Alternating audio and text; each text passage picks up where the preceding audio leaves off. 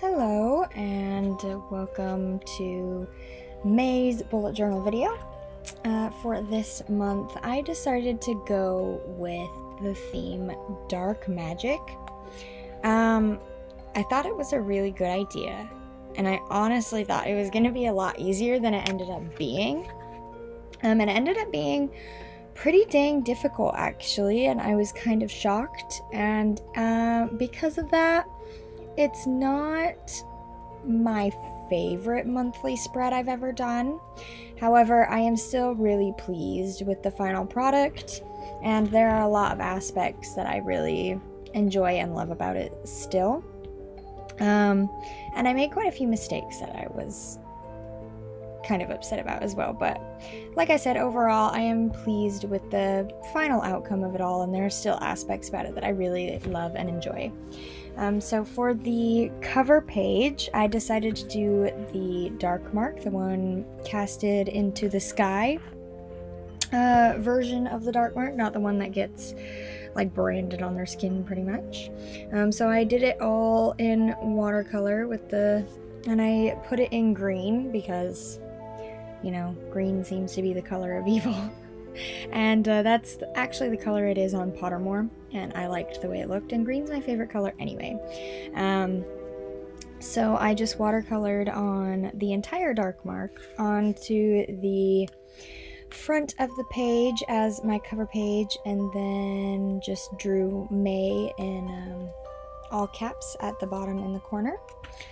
Before moving on to the next page, which is my sleep tracker. And for my sleep tracker, I decided to do Azkaban Prison, and not just Azkaban Prison either. I did the like mass breakout version of Azkaban where they blew a hole into the side of it. So I overlaid my like tracker boxes on top of the side of Azkaban, and then drew some water splashing up at the bottom before filling it in and coloring in the whole actual building. This is actually one of my favorite pages. I really enjoy the way that it turned out at the end. Personally, I just was really proud of this page, and I liked the end result of this a lot. Yeah, and it really spiced up my little sleep tracker. I thought quite a bit, because normally I just have like the boxes and maybe some embellishments around it, but this time it was incorporated with the boxes. Next, I moved on to my cleaning chart. I have decided that I really like these like individual bubble style instead of like the whole wheel. I like the whole wheel, I think it looks cool, but these individual little bubbles are definitely easier to draw. I was kind of at a loss for what to do for this page, so I just drew a couple of Death Eater masks on the side there. Honestly, I don't know. I'm not displeased with it, but I also do believe it could be a bit better, but I was really just stumped in terms of what to do on this page, because similar to the sleep tracker, there wasn't a lot of room around the edge, and so I thought a couple Death Eater masks would fill it in, and I wasn't quite sure how far to go with them either, so they're very, very basic looking, but oh well. Next, for my habit tracker, I decided to do the graveyard from the fourth book, movie, whichever you want to go with. They both have the graveyard. That they use Voldemort's father's grave to help give him a body back. So I drew a cauldron in the center with a little Voldemort figure in the center of it, and some gravestones were my trackers that surrounded the little cauldron. So I drew different little grave markers all around it and headstones, and just filled those in with the titles and the numbers, and then I watercolored some little fire at the bottom of the cauldron and some steam coming up out of it as well. And yeah, that was my habit tracker. So pretty simple. Next, On the next page always comes my mood tracker. And for my mood tracker, I decided to do a kind of rough take on just a very like basic shaped like outline of the shapes of the cursed necklace that Draco attempts to give to Dumbledore. That can be found in Borgin and Burke's. And I just numbered each of like the stones that go in the necklace, and I will be filling in each one of those for my mood. And then yeah, so it's a very intricate like looking necklace, and it has a bunch of like swirly bits and all that stuff. So I just drew like very basic like shapes that look like the outline of the shapes on the actual necklace. And I actually really enjoy the way that this one turned out, and I think it will look really cool all filled in with the colors for the mood, yeah, as the month goes on. On the next page is my expense tracker. It's the exact same expense tracker. The same incoming has got 2 columns. I've enjoyed having 2 columns for the incoming slot because sometimes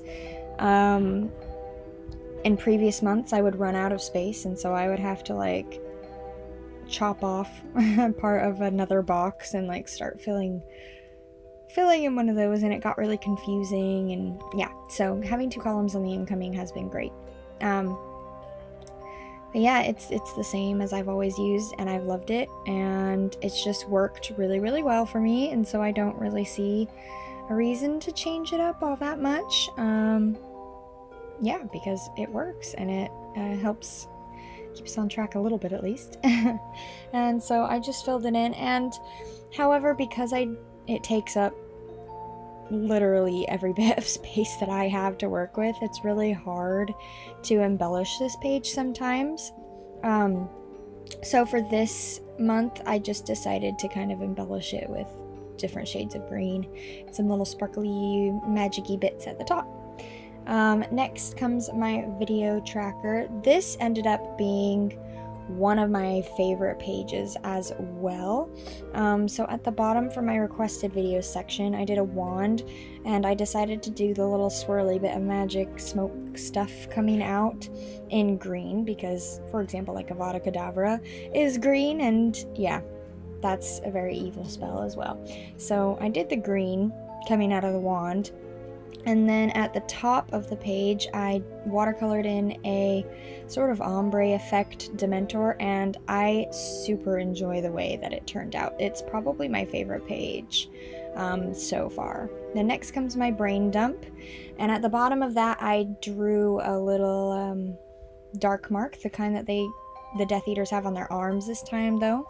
And I did it in red because in the books, when you just see them sitting on their arms, they're red, and I thought that was cool, so I decided to do it in red instead of black. Alright, now it's time for the first week, and I was really unsure of what I wanted to do at first for the first week, and then I decided to go with a bigger version of the wheel because there are less days this week. The first is on a Wednesday, so the little pie pieces are quite a bit bigger than they normally would be when I do this type of spread, but I still like the way it looks, and I really enjoy it quite a bit actually. And in the center, I decided to do the Hand of Glory, and for the tag, instead of writing Hand of Glory in it, I wrote the actual date for what this week is, and then I watercolored in the hand in a brown color, and I tried to make it look kind of old and weird and patchy and gross because that's what it is. It's really not a pretty hand.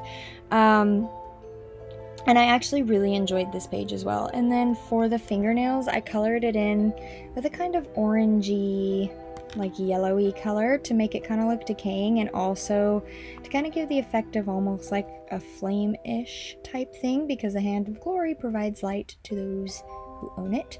And so I thought that was an interesting idea to do. And now it's time for the final flip through.